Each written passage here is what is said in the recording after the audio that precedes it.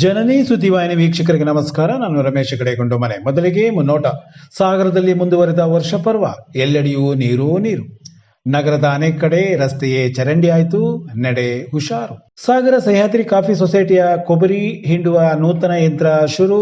Mini Olympic kabaddi ತಂಡಕ್ಕೆ ರಾಮಕೃಷ್ಣ ಶಾಲೆಯ ನಿರೀಕ್ಷಾ ವಂದನಾ ತಯಾರು.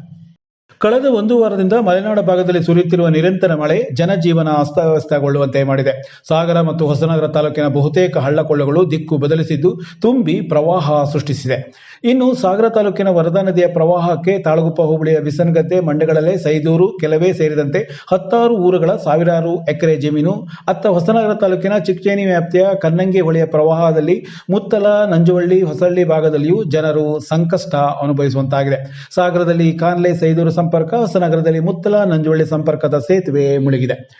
ಕಳೆದ ವರ್ಷ ಮಳೆ ಕೊರತೆ ಅನುಭವಿಸಿ ಬರ ಘೋಷಣೆಗೊಂಡಿದ್ದ ತಾಲೂಕುಗಳು ಈಗ ಏಕಾಏಕಿ ನೆರೆ ಹಾನಿ ಪ್ರದೇಶ ಎನಿಸಿಕೊಂಡಿದೆ. ಕನಿಷ್ಠ ಇಳಿಮುಖವಾಗಿದ್ದ ಲಿಂಗನಮೆಕ್ಕೆ ಅಣೆಕಟ್ಟಿನ ನೀರಿನ ಪ್ರಮಾಣ ಪ್ರತಿದಿನ ಸುಮಾರು 3 ರಿಂದ 4 ಅಡಿಯಷ್ಟು ಏರುತ್ತಾ ಸಾಗಿ ಇದೀಗ 1791.50 ಅಡಿ ಶುಕ್ರವಾರ ಬೆಳಗಿನ 8 ಗಂಟೆಗೆ ದಾಖಲಾಗಿದೆ.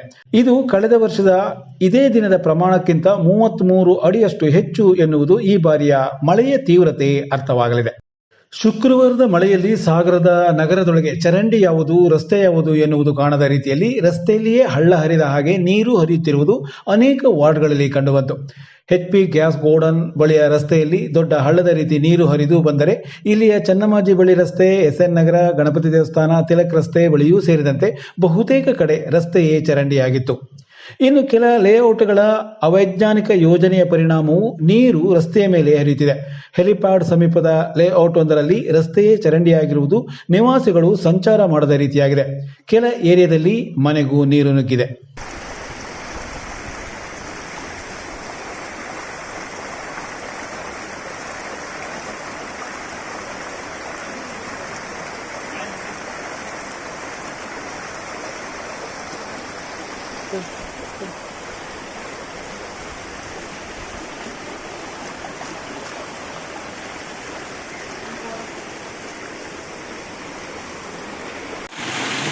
ಮಳೆ ರಸ್ತೆ ಮಳೆಯೇ.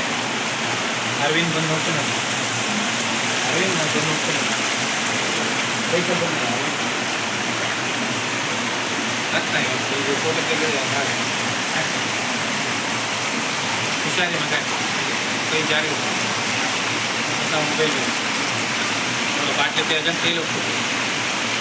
ಸಾಗರದ ಸಹ್ಯಾದ್ರಿ ಕಾಫಿ ಸೊಸೈಟಿಯಲ್ಲಿ ನೂತನ ಕೊಬ್ಬರಿ ಎಣ್ಣೆ ಮಾಡುವ ಯಂತ್ರವನ್ನು ಮೂಲೆಗದ್ದೆ ಮಠಾಧೀಶರಾದ ಶ್ರೀ ಅಭಿನವ ಚನ್ನಬಸವ ಸ್ವಾಮೀಜಿ ಅವರು ಉದ್ಘಾಟಿಸಿ ಆಶೀರ್ವಚನ ನೀಡಿದರು.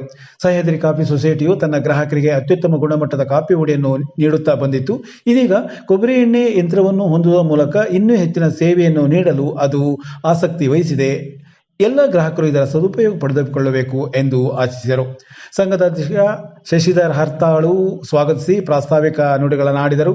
ಪ್ರಮುಖರಾದ ಕಟ್ಟಿನಕೆರೆ ಸೀತಾರಾಮಯ್ಯ, ತಿರುಮಲ ಮಾವಿನಕುಳಿ, ಅಡಿಕೆ ಬೆಳೆಗಾರ ಸಂಘದ ಪ್ರಧಾನ ಕಾರ್ಯದರ್ಶಿ ರಾಜೇಂದ್ರ ಖಂಡಿಕ, ಬೇಳೂರು ವಿನಾಯಕರಾವ್, UH ರಾಮಪ್ಪ, ಸೊಸೈಟಿ ಉಪಾಧ್ಯಕ್ಷ ಚಂದ್ರಶೇಖರ್ ಮಗೇಕೊಪ್ಪ, ನಿರ್ದೇಶಕರಾದ ರಾಜಶೇಖರ್ ಹಂದಿಗೋಡು, ತಿಮ್ಮಪ್ಪ ಬರಿಗೆ, ನಾಗರಾಜ್, ವಿಜಯಲಕ್ಷ್ಮಿ ಮತ್ತಿತರರು ಉಪಸ್ಥಿತರಿದ್ದರು.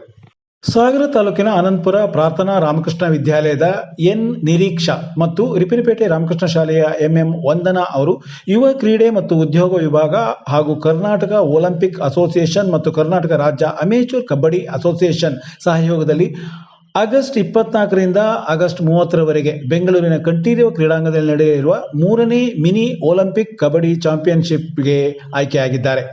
ಅಡೂರು ಗ್ರಾಮದ ನಾಗರಾಜ್ ಮತ್ತು ಅಂಬಿಕಾ ದಂಪತಿ ಪುತ್ರಿ ನಿರೀಕ್ಷಾ ಹಾಗೂ ತಾವರೆಕೆರೆಯ ಮಾಲತೇಶ್ ಮತ್ತು ಲಲಿತಾ ದಂಪತಿ ಪುತ್ರಿ ವಂದನಾ ಕ್ರಮವಾಗಿ 8 ಮತ್ತು 9ನೇ ತರಗತಿಯಲ್ಲಿ ಓದುತ್ತಿರುವ ವಿದ್ಯಾರ್ಥಿನಿಯರು.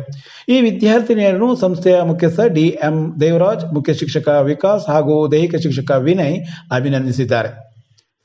ನಮಸ್ಕಾರ.